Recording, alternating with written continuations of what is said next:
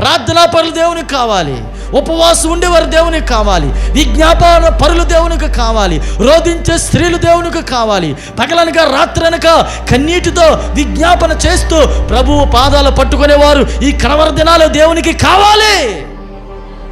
నీ ఒక్క పాటలు పాడే వ్యక్తివైతే నీకే ప్రయోజనమేమో, ఎన్నవారికి ప్రయోజనమేమో. నీ ఒక వాక్యం చెప్పే వ్యక్తివైతే ఆ గంటన్నారే తర్వాత మర్చిపోతారు ఆ మాటలన్నీ. కానీ నీ ఒక ప్రార్థనాపరుడు అయితే ప్రపంచమే నిన్ను గుర్తుపెట్టుకుంటుంది, దేవుడే నిన్ను గుర్తుపెట్టుకుంటాడు. పరలోకములో నీకు బలమైన ప్రతిఫలాలను దేవుడు నీకు దయచేస్తాడు. ఎవరు కావాలి దేవునికి? ప్రార్థనాపరులు కావాలి. జకరియా లాంటి వారు కావాలి,